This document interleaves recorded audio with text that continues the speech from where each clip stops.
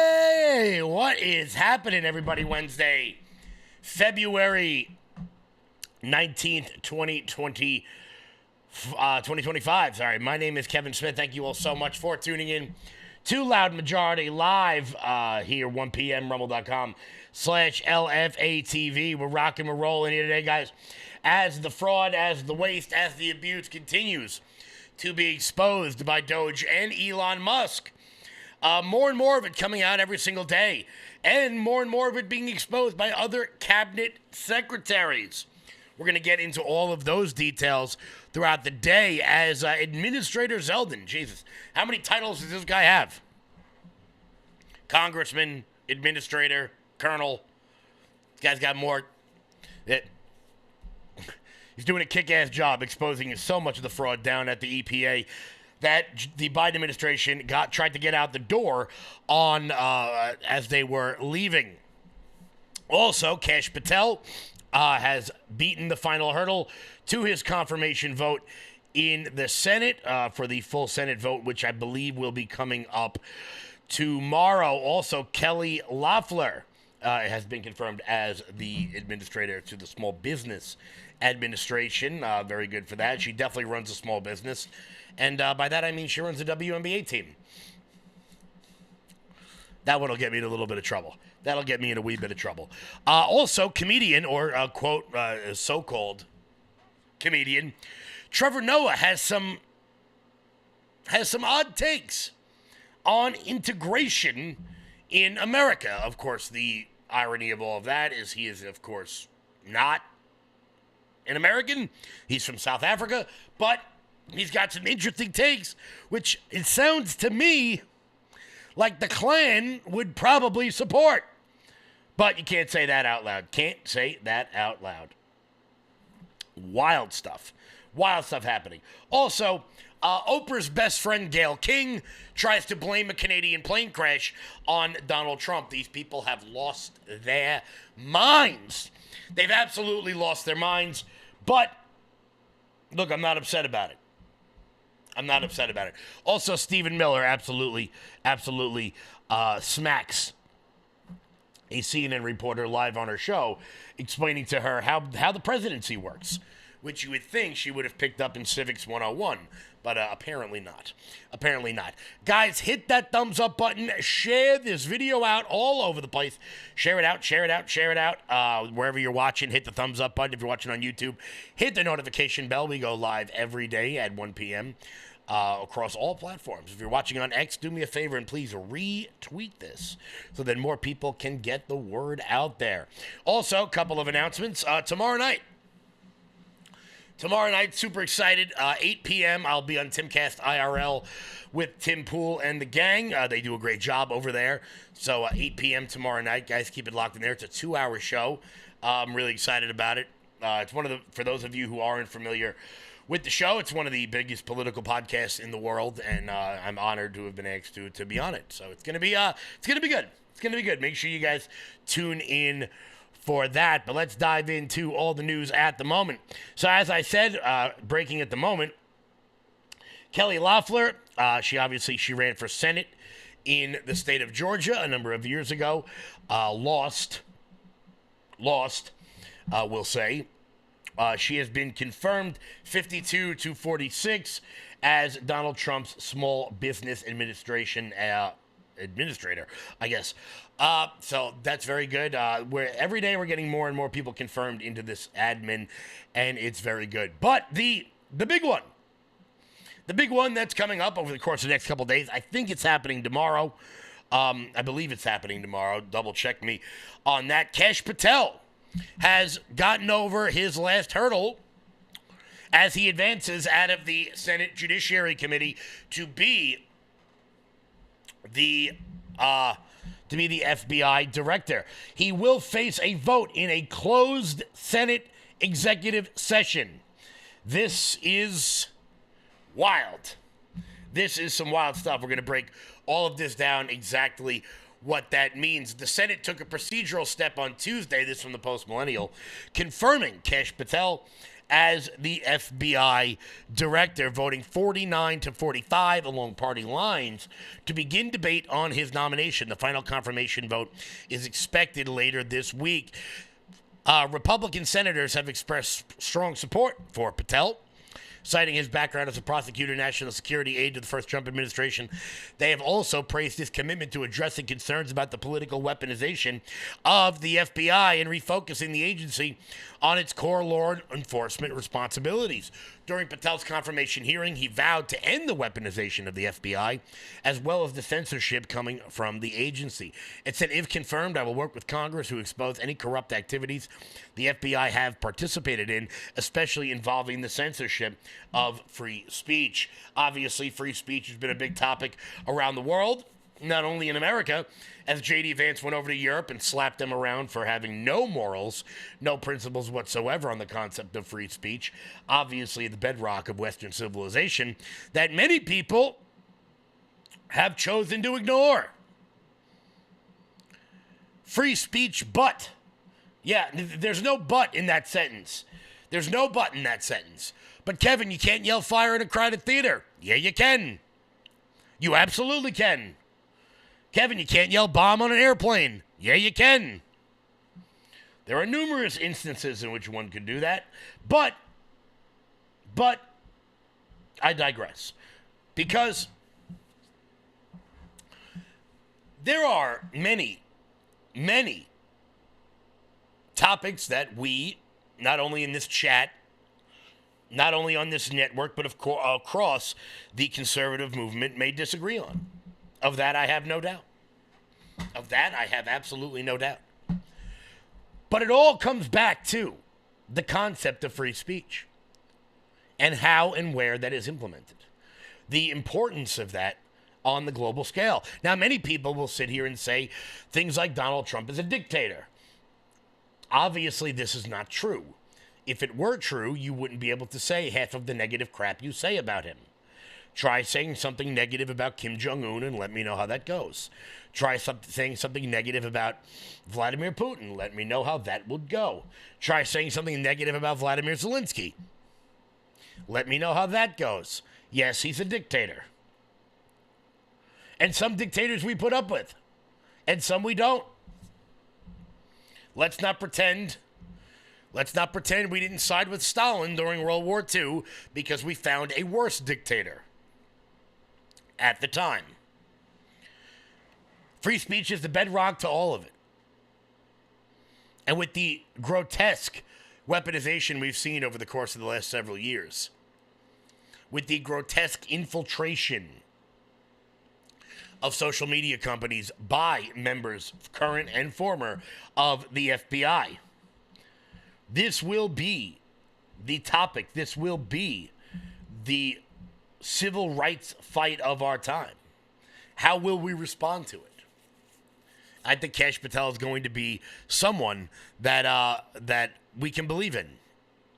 He also vowed, this back from the Post-Millennial, to expose the Epstein client list during his hearing, promising Senator Marsha Blackburn, I will do everything if confirmed as the FBI director to make sure the American people know the full weight of what happened in the Epstein case and how we are going to countermand missing children and exploited children moving forward.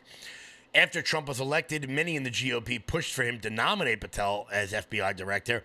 And when he announced the nomination, touted Patel's experience, saying Kash is a brilliant lawyer, investigator, and America First fighter who has spent his career exposing corruption, defending justice, and protecting the American people. He played a pivotal role in uncovering the Russia hoax, standing as an advocate for truth, accountability, and the Constitution, which is probably why Democrats are putting up such a fight against him.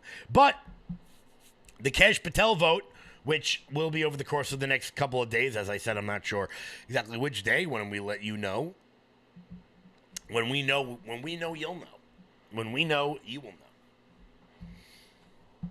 Obviously, the fight over Doge continues throughout the federal government. The fight over Doge will not stop so long as they are making these dramatic cuts. And sometimes you got to rip the Band-Aid off. It's going to be ugly. And sometimes mistakes will be made. Of that, I have no doubt. However, I am willing to deal with the mistakes if and when they are corrected, because that's important. It's important to say when you mess something up. But you can tell the people that are benefiting from this the most by the people who are pushing back on the nonsense. Now, many people have said, and they're absolutely correct, that in the grand scheme of things, what has been cut by Elon Musk so far, what has been cut by the Trump administration is yet a drop in the bucket to the total federal deficit, to the total federal budget. And they're absolutely right. America will not be broken or made by funding gay comic books in Peru. You're absolutely right about that. That $37,000 that went to that, it's not going to make or break America. However, it is more than that. It is a feeling that your tax dollars are not getting wasted on nonsense. That is almost more important than the savings itself. Reinstituting trust in many of these outlets, in many of these departments, I should say, is what is most important. Do I think the EPA plays a critical role in many of the things that we do in America? Absolutely.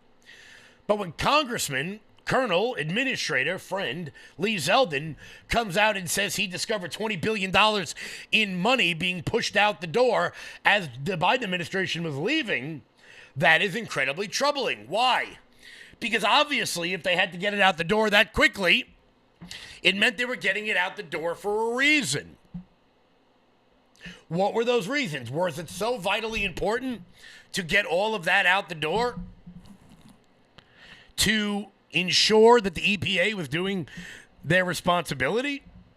Or were EPA administrators promised jobs at nonprofits, at consulting firms, if they were able to secure this funding before leaving office? Here was Congressman Zeldin. Tell us about this $20 billion that you found stashed away. And as we were chatting on the elevator, you said it was done in such a way that made oversight nearly impossible.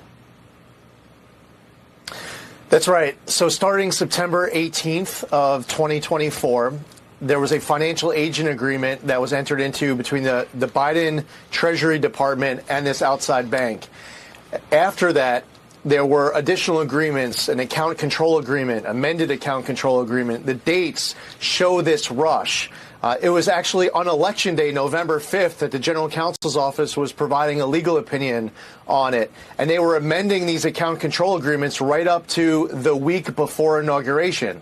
Now, $20 billion going out the door up front should be a big red flag, because what makes so much more sense is that if somebody is going to receive a grant, that they are doing work and then they're coming back and they're asking for the next tranche of money, as opposed to just fronting all of it. Now, what's crazy about these different agreements that I've read through over the course of the last few days is that they deliberately, in writing, make sure that they are drastically reducing accountability and oversight by the EPA, by government.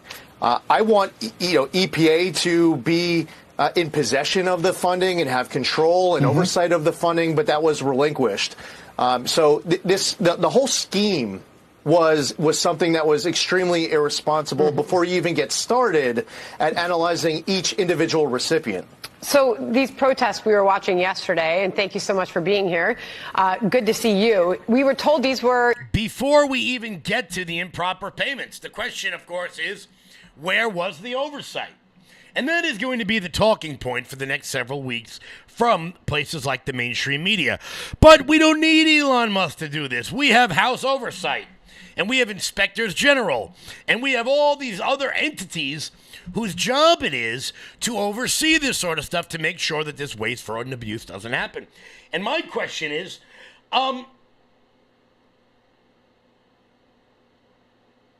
what the hell have they been doing? What have they been doing? Because this all continues to happen in plain sight, out front. Moreover, the question I'm going to have, and I don't think I'm going to get an answer to this, unfortunately, is Congress controls the purse. Congress controls where the money goes. So my question is, who in Congress approved, let's say, I don't know, $3 million to go to a Gazan rapper to make anti-Semitic songs? Who approved that? Who put that as a line item in the budget? That's what I want to know. I want to know which members of Congress were funneling what money to where. Or which members of USAID were funneling money to which areas. Because somebody had to approve this. Whether it was an unelected bureaucrat, whether it was a member of Congress, somebody had to look down at the Gazan rapper to make anti-Jewish songs and say, yes, let's do that. Somebody had to say yes. And I want the name of that person. The age of... Look, this is going to be the golden age of America, as President Trump has continuously pointed out. But moreover, more than that, it is going to be the age of accountability. It is not enough for us to pull this money back. We must hold those accountable who gave it away in the first place. Because right now, we've got bank tellers, metaphorically, of course, I'm saying. Right now, we've got bank tellers who are basically in cahoots with the bank robbers to rob the coffers of the United States. And I want to know the bank tellers, so to speak, who are letting the bank robbers know the key and password to the vault, if you're understanding my metaphor. I want to know who's doing this. That way we stop them from ever doing it again. That's what this administration is going to be about. It is going to be about stopping this from happening. Look, even if we get a golden age of republicanism, whether it's J.D. Vance or Byron Donalds or whoever the hell you want to run for president next, regardless of who comes next, we need to put these sorts of safeguards in place because eventually, there will be democratic rule again in America. One party does not have a monopoly on winning in this country, and that's what makes this country great, is that we ebb and we flow. But this will happen again unless there is something that put a stop to it. Now, many in the mainstream media continue to be bemused, to be befuddled by all of this, to not really understand all of what is happening and what role Elon Musk is playing in all of this. And it's funny to me because you can tell them, you can answer their questions several dozen times and they still don't get it. It's kind of like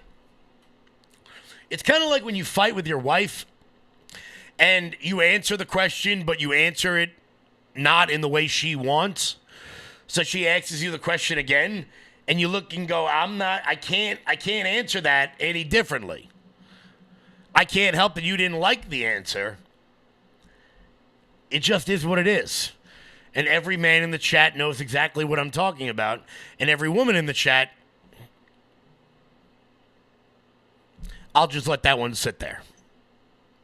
You know what I'm talking about. Before we get to the bemusement on how the executive branch works, guys, hit that thumbs up button. Share the video out all over the place. Let's make sure we get to that 300 mark. Giddy up, let's go. Also, once again, guys, tomorrow night I'll be on Timcast IRL with the boys over there. Over at Timcast. Should be a good time. They do a great job over there, so make sure you guys keep it locked in. Follow me on all the accounts. You'll get the link. It goes up 8 p.m. Eastern. Super excited about that. Make sure you guys keep it locked in here for that. Also, once again, thumbs up, thumbs up, thumbs up. Let's go. Giddy up. Share it out. Let's hit it. So, Stephen Miller, who is just really good at this. He's really good at this. He went on CNN and told the CNN audience exactly who is in charge of Doge. Because CNN has continued over weeks and weeks and weeks to let their neighbors, to let their viewers know, all 75 people who watch daytime CNN, to let the viewers of CNN know exactly how the executive branch works. And I want to say, if I'm being fair, he explained this in what can only be described as the most condescending way possible. Now, normally I would say, don't do that, don't be rude. But this, I think her name is Brianna Keeler. I don't know. She is trying to talk stupid to Stephen Miller, and he responds in the only way you should when confronted by people who are partisan and stupid at the same time. Charge of Doge. The President of the United States. He's the administrator of Doge? No, the Doge is what was formerly U.S. Digital Services. It's an agency of the federal government that reports into the executive office of the president, which reports to the President of the United States. Okay. The way that Article 2 works is a president wins an election, and then he appoints staff, including myself, including Mike Waltz, including Susie Wiles, including Elon Musk, and those staff report to him. Okay, well aware. So Elon Musk a week ago answered a question about transparency at Doge. This is how he spoke about Doge. Well, we actually are trying to be as transparent as possible. In fact, we post our actions to the Doge handle on X and to the Doge website. So all of our actions are maximally transparent. So you hear him there. We post our actions. All of our actions are maximally transparent. Does Elon Musk know he's not in charge of Doge? Again, the president runs the government, then the president appoints advisors, including Elon, including myself, including all the other staff here at the White House, and then those staff in turn execute the president's commands and directions to all the agencies of the federal government. This is how democracy works, something that we treasure in America. The whole American people go to the ballot box, they elect the president appoints staff, the staff that administer his orders and directives across the whole U.S. government. Okay, Stephen, I get that, but this is important because we want to talk about who's making the decisions here. There were 300 employees, the National Nuclear Security Administration, you know about this. They were fired. The agency had to rescind those terminations because these were employees who were critical to maintaining the nation's nuclear stockpile. So then who is it making those decisions of which federal employees are terminated? Well, in that case, the Secretary of Energy would be the one. So what you're describing with the cuts in the Department of Energy, those are directed by the Senate-confirmed Secretary of Energy. Okay, so that was the Secretary of Energy's mistake. Well, I wouldn't use the term mistake. I would say that it's pretty standard when you're downsizing government.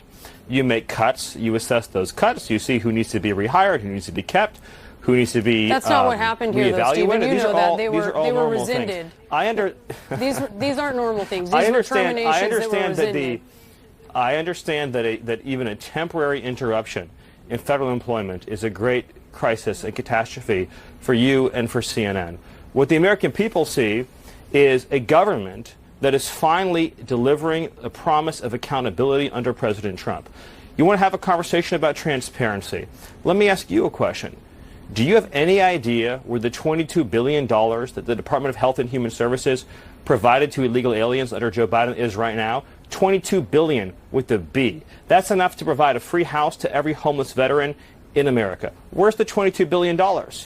I don't know. You don't know. Nobody knows. Joe Biden just spent it, and now it's gone. Transparency begins with having an accounting of where every federal dollar is spent. And God bless President Trump for leading this effort. I mean, that's pretty much a masterclass in not only being unbelievably condescending, but in explaining everything. You make a cut. Oh, that was a mistake. Let's fix it. Okay. No problem there. No problem there. It is going to continue to shock me that Democrats and the media and the entire apparatus will continue to take the side of these administrators and administrations that have had no oversight for decades.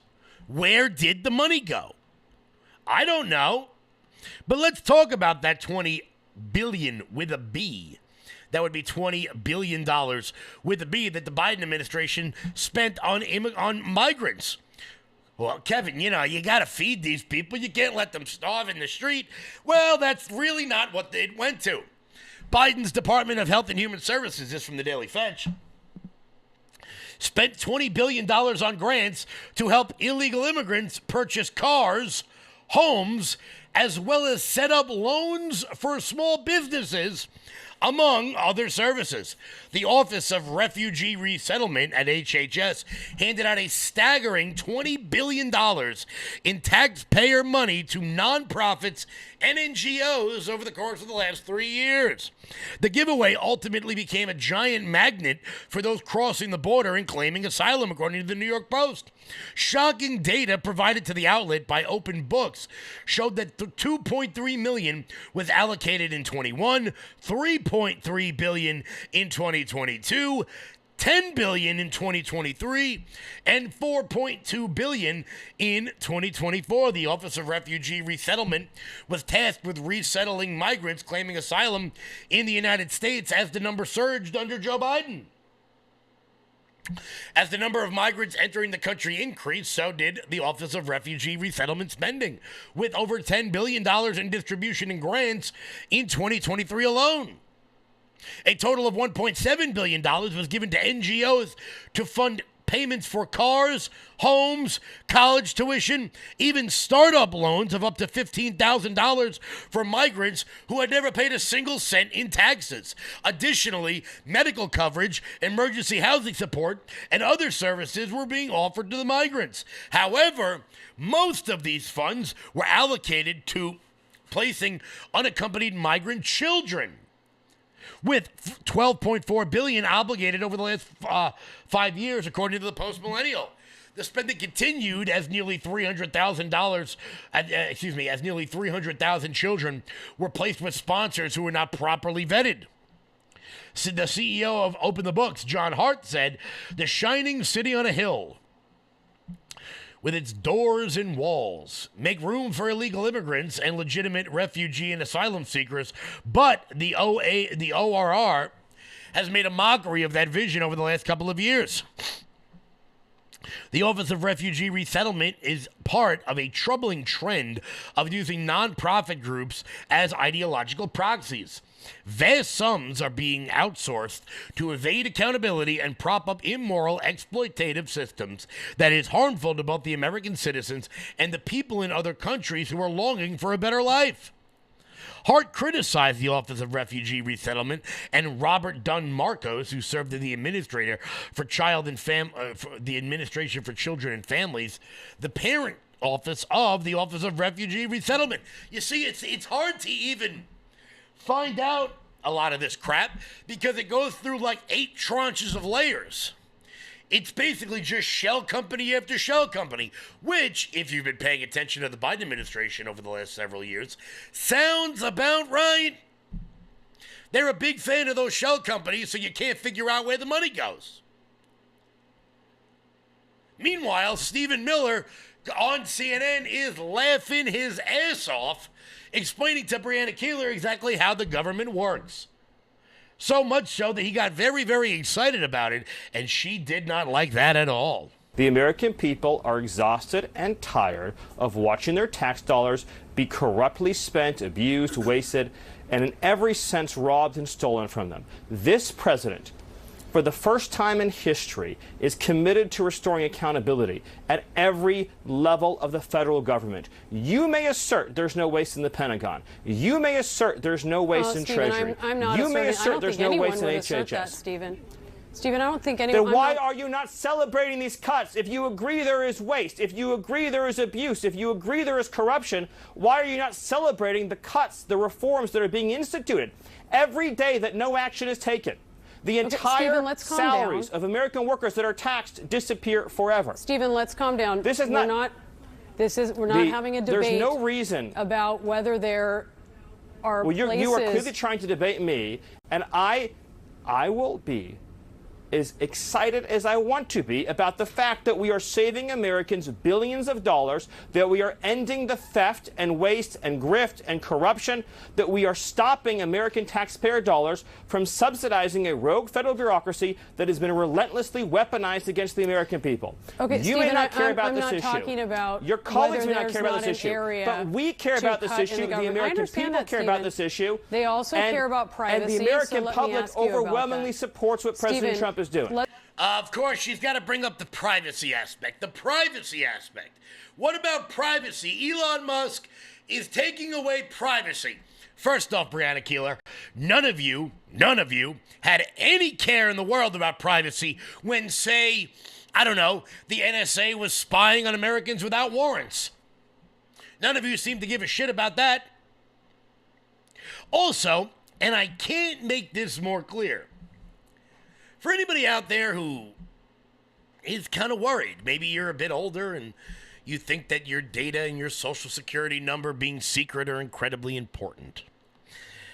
Guys, if Elon Musk wanted to steal your data, he would have done it when he owned PayPal, a service that every one of you use.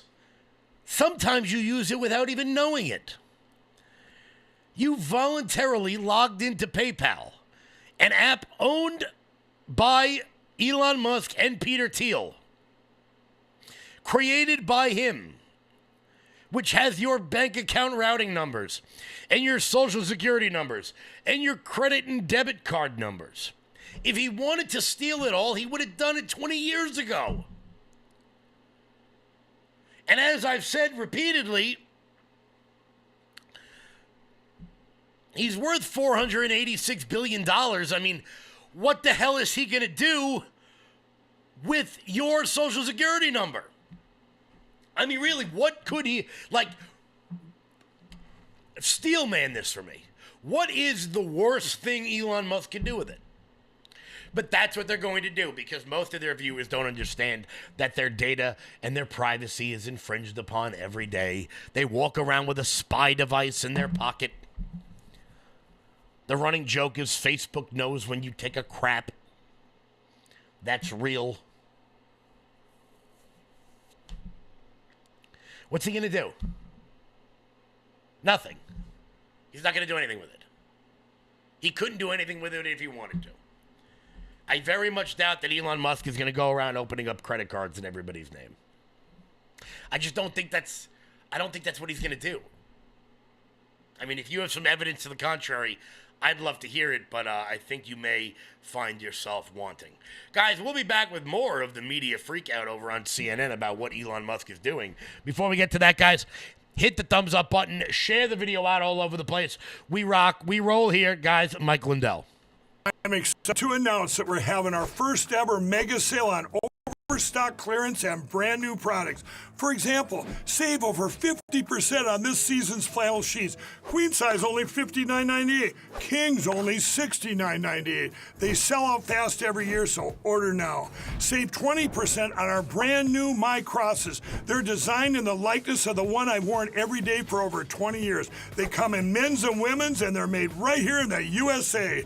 Get our 2025 six-piece My Towel sets for only $29.98. Our initial quantities are extremely low, so get them now before they go. And our best-selling standard My Pillows, just $14.98. So go to mypillow.com or call the number on your screen. Use this promo code to take advantage of our first ever mega sale. But wait, remember that $75 free shipping rule? Well, that ship is sailed because right now, every order ships absolutely free. I'm Guys, excited to announce that we're having our first ever mega sale on overstock clearance. Promo code I'm LOUD. excited to announce. That's mypillow.com. Promo code LOUD for up to 80% off everything on the website. That's mypillow.com. Promo code LOUD. Big stuff, big stuff, big stuff. Oh, breaking at this hour. Hello. This from John Levine over at the New York Post. This really only affects New Yorkers. The New York City congestion pricing has been axed as President Trump's approval. As Trump polls approval for the hated toll. Oh, yeah. Oh, yeah. Let's see here. What do we got? What do you got for me, John Levine? John Levine, good friend. I'm going to get John on next week, I think. Congestion pricing, we hardly knew you. New York City's unpopular congestion pricing scheme is on death row, as Donald Trump's administration announced on Wednesday. It is pulling the approval of the toll, slamming it as backwards and unfair. It is a major blow to Governor Kathy Hochul, who can't draw her eyebrows on in the right place. John didn't write that, I did. The Department of Transportation's Federal Highway Administration terminated the approval of the controversial program, according to Sean Duffy. Oh, yeah! Oh, yeah! Let's go. I can drive into New York City now, and I only have a couple of concerns. I only have to worry about being robbed at gunpoint by a Venezuelan migrant or having a small child try to sell me a $6 bottle of water. But now I don't have to worry about being charged $8 to drive across 60th Street. New York State's congestion pricing is a slap in the face of hardworking Americans and small business owners, Duffy said, noting that commuters entering New York City already financed the construction and improvement of the city's roads through their taxes. But now the toll program leaves drivers without any free highway alternative. Instead, takes more money from working people to pay for a transit system, not highways. You see, this is why New Yorkers hated congestion pricing so damn much.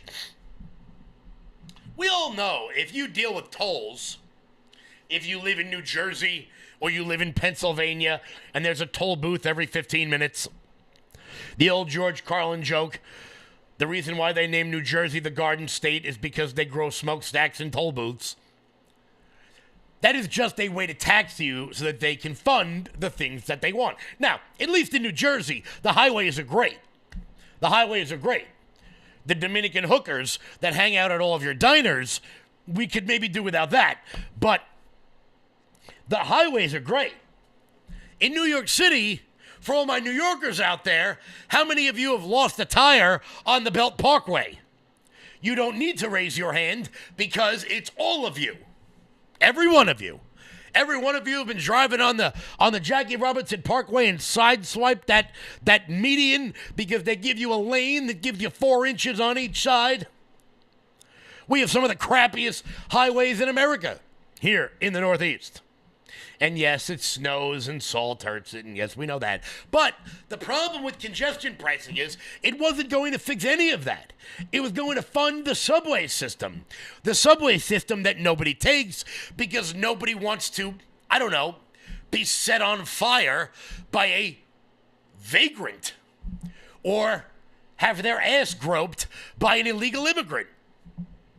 Or, and every real New Yorker will tell you this, watch somebody take a crap in a clear plastic bag on the E-Express train out of Jamaica.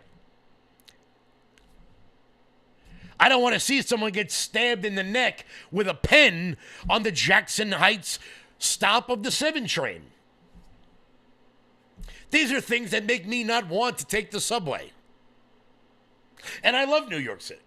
I'm there all the time. But do you understand how cold it would have to be for me to take the subway? Anywhere. How poor I'd have to be. Particularly now that I have to pay. Think about this. If you get into a New York City cab, you come up Penn Station, you come up Grand Central Station, 2 hallmark landmarks of New York City, and you want to take a cab to the World Trade Center, or you want to go to Radio City, or you want to go, I don't know, anywhere in Manhattan. It costs you $14 to get into the cab. You haven't moved anywhere yet. You haven't gone anywhere. It's $14 with congestion pricing and the baseline fee for the taxi. You haven't even moved, and you're at $14. Well, Sean Duffy has just put an axe to that, terminating the approval. Yeah, Kathy Hochul. The department will officially rescind the November 21st agreement signed under the Value Pricing Pilot Program.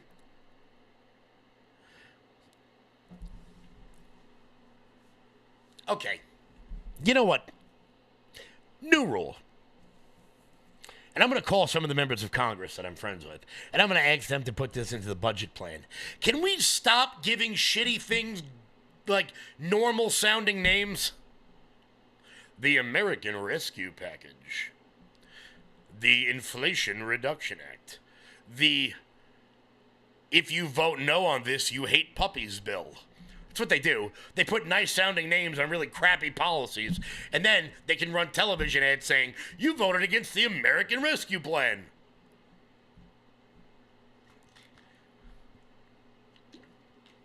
No more crappy-sounding names on things. I mean, no more nice-sounding names on crappy things. I think that would be great.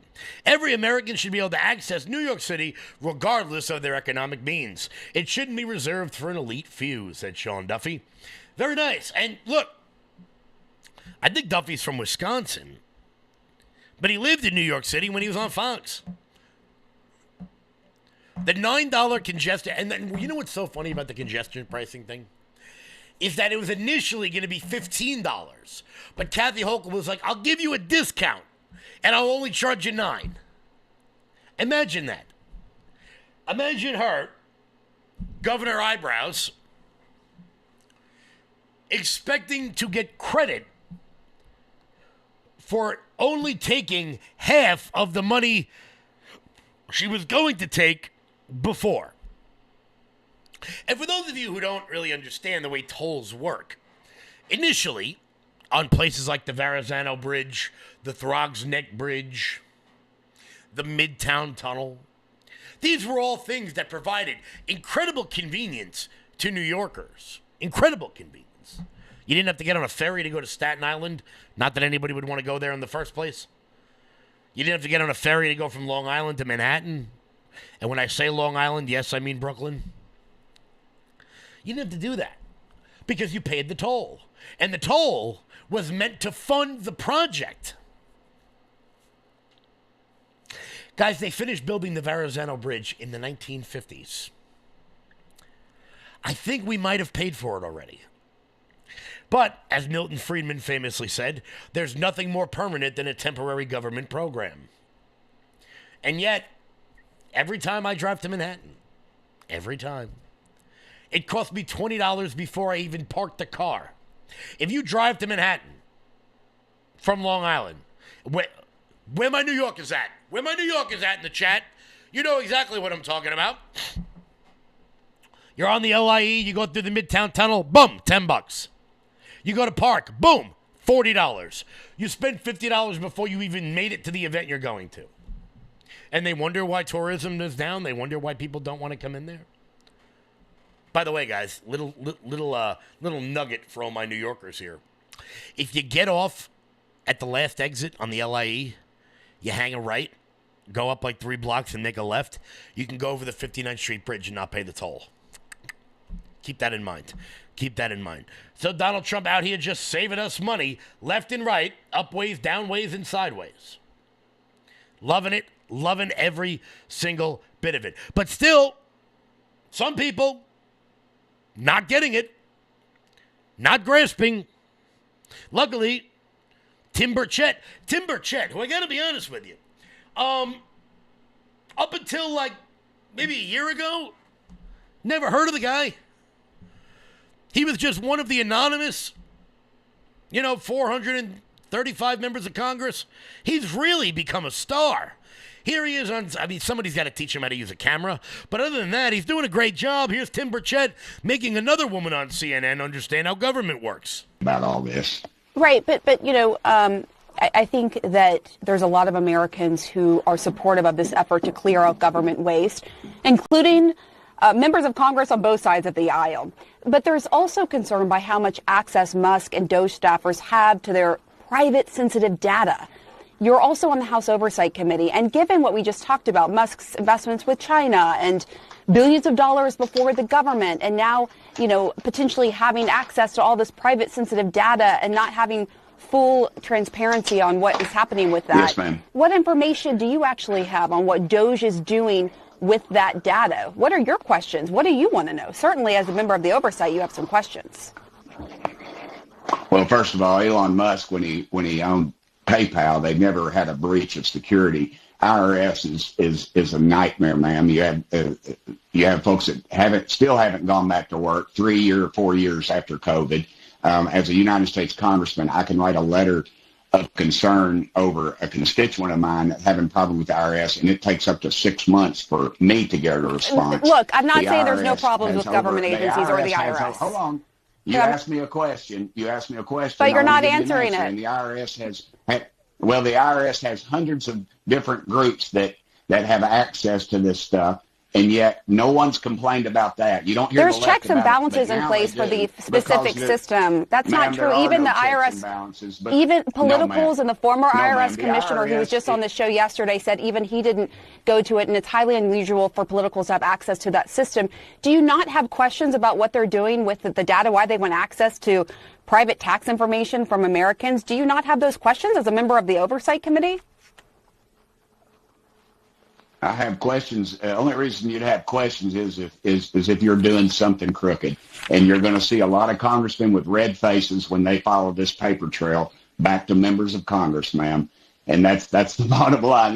Where were they fussing the last 3 or 4 years? I mean, we've had these groups different groups have access. Hundreds of different people have access to this that are nowhere in the scope of what needs to be. And yet no one raised one peep about it. Now Elon Musk gets a hold of it, and he's going to do something. He's going to make some changes that need to be made, and you all are pitching a fit. It's the same old line, and you attack the message carrier, be clear, you all were not pitching a fit. As I said, a lot of people think it's a good thing to weed out waste, but there are fair questions. CNN lady, you had, I don't know, years to inquire about those questions. You chose not to. Now we'll handle it. Now we're going to handle it. Guys, hit that thumbs up button. Just share this video out all over the place. We are rocking. We are rolling here. Let's see if we can get to that 300 mark by the end of the show. I think we can. Also, once again, everybody, tomorrow night, very exciting stuff. I'll be on Timcast IRL with Tim Pool and the gang over there. So make sure you guys check that out. That's going to be 8 p.m. Eastern tomorrow. Very excited about it. It's one of the biggest shows in the world. It's one of the biggest political podcasts there is, consistently in the top 10 in the world on YouTube. I'm very excited about that. Want to thank the crew over there for having me on. Also, guys, head on over to lfatv.us. That's lfatv.us. That's your home base, your mothership, your landing pad, your batter's box, everything you need for LFA-TV, baby. Check out the LFA-TV store. And while you guys are there, consider becoming a monthly donor over at lfatv.us. That's lfatv.us. Oh, yeah. Once again, hit the thumbs up button wherever it is you are watching. So many people are... there's a lot of people in here that understand my plight about driving to places like Staten Island. I don't want to go there anyway. My brother moved to Staten Island, and I told him, I was like, I'm never coming to visit you. Ever. Why the hell would I go to Staten Island? I'd rather go to Jersey. So, some people are starting to get a little bit nuts with their perspectives on the world at this point. And one of those people is Trevor Noah. Now, look, I wouldn't want to be Trevor Noah. Trevor Noah, of course, took over for Jon Stewart on The Daily Show and, killed one of the longest running programs in political history. Destroyed it. Really sucked at it. So it's kind of got to suck to be him. I grew up watching The Daily Show. I loved it. Trevor Noah took over. I stopped watching. And now that he's not on The Daily Show anymore, we're starting to get a feeling about his real views on certain topics. Here with Trevor Noah talking about how maybe racial integration in America was actually a bad thing. I found myself wondering, and this applies to America, and then maybe it'll go to other places in a different way because Finland ties in. Do you think that integration was the right move? Like, and now I'm separating two things because I know in America people are like, well, of course, I mean, there was racism and there was segregation, and I go, yeah, no, I'm separating them. Separate someone being oppressed and someone not being able to get a job and someone not being able to get a bank loan. Let's take all of those, the negative things away, because I'll put myself out personally and say, I think whether we're talking about gifted kids who are anomalous, let's say, to the norm, whether we are talking about, and I mean anything that does not fit into a category, I think part of the reason Finland is able to do it is because, have you been to Finland? It's very homogeneous. I've been to Finland. You know who's in Finland? Finnish people. That's it. That's it.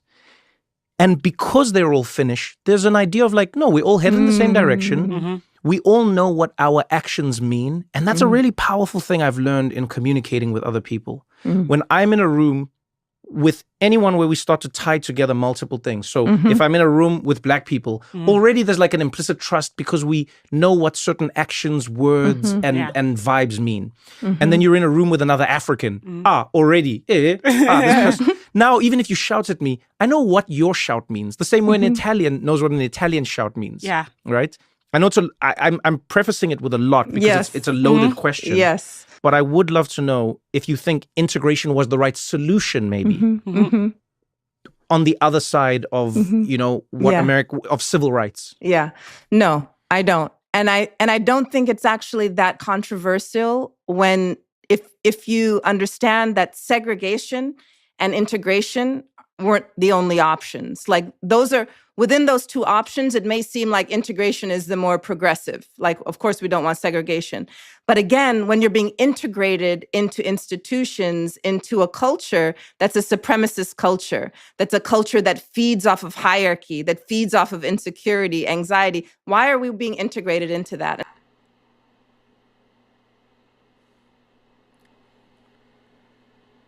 Okay, bro. Okay. I don't know, man. I don't know. That sounds kind of... I don't know. I think the Klan would agree with you, Trevor Noah.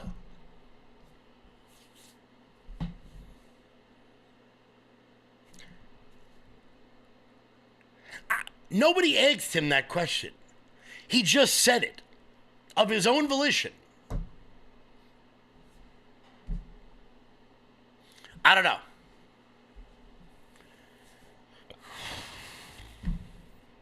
I mean, what the hell do you even do with that? Well done, Trevor Noah. You found yourself on the same side as George Wallace. And somehow you find yourself being virtuous in that sort of belief. It's pretty wild. Pretty wild. Well, thank God you're not hosting the Daily Show anymore, my friend. Guys, hit that thumbs up button. Share the video out all over the place. We're rocking. We are rolling. Before we get to the last clip about Donald Trump being a dictator and how insane of a sentence that is, guys, head on over to loudmajorityusa.com. That's loudmajorityusa.com. Sign up for the newsletter. Check out our shop. That is the best way to support this show and everything we've got going on. Over there, guys, go to loudmajorityusa.com. Loudmajorityusa.com. Use promo code MAGA to get 20% off everything on the website. That's promo code MAGA to get 20% off everything on the website. Ooh, we just crossed the 300 mark. I'm liking it. I'm liking it a lot. Very, very, very good. Very, very good. So I'm going to show you guys a clip from the Cambridge Union. Cambridge, of course, over in the UK. They are a debating society where basically the students invite multiple speakers to come in and debate various topics, various political topics, various cultural topics, what have you. They do it all the time. If you're a dork like me, you watch these sort of things. There was a question proposed to the chamber at the at the Cambridge Union about whether or not Donald Trump was a fascist. Now, Obviously, I know that you guys don't think that, but the fact that it was even proposed in the first place lets you know how far the UK has gone. Watch this Brit dismantle this insane argument in less than 2 minutes. Benito Mussolini, Adolf Hitler, Donald Trump. Il Duce, der Führer, the Donald. The Romans salute, the Sieg Heil, the YMCA dance. The comparison is so absurd it practically debunks itself. Totalitarian control, messianic dictatorship, a cult of racial superiority, paramilitaries crushing the left at home, a Darwinian militaristic struggle abroad, the worship of war and violence, the mechanised attempt, let's not forget, to murder all of Europeans' Jews. If that sounds like America in 2025 to you, then I suggest you leave here and have a nice long lie down. In a second. Trump, I'm silencing all dissent tonight. Trump, you can absolutely say that Trump is illiberal, that he's want to fly off the handle over words that hurt him or democratic votes that do not go his way. But that does not make him a fascist. If he was in the UK, that would make him a Guardian columnist. Or maybe a member of the Green Party. The point that I'm trying to make is that if you stretch the definition of fascism in this respect, it's not just grim. It's not just wrong-headed. It's not just against the academic literature or the dictionary definition. It amounts to plundering some of the darkest moments of human history, exploiting the unique suffering of those who perished in gas chambers and on battlefields in order to score cheap political points. It also reveals an increasingly out-of-touch bourgeois left that has become so detached, so disdainful even, of working-class people, but that whenever they get together and rebel against the establishment, it instantly assumes they have been whipped up into this by some kind of racist, fascistic demagogue, even when many of those voters are black, are Muslim, are Latino, record numbers of whom backed Trump in November last year. That's a strange kind of white supremacy as far as I'm concerned. If we accept this motion, we accept the dilution of fascism and its horrors. We defang that word, we reduce it to a swear word and a smear. We turn the graveyards of the 20th century into a playground in which to have our own political spats. That is an insult to the millions of people who lost their lives to fascism, particularly European Jewry, and I hope you will reject this motion as a consequence. Thank you. Now, why is that so important? Because it turns out the most vile words in our language should be saved for the most vilest of people. When you throw out around words like fascist, all it does is provide cover for the worst among us. Remember that. Words matter. Someone should tell that to the left. Guys, it's 2 p.m. I want to thank everybody so much for tuning in. Once again, tomorrow night, Thursday, February 20th, I'll be on Timcast IRL. Super excited about that. Make sure you guys tune in. Until then, everybody, stay loud.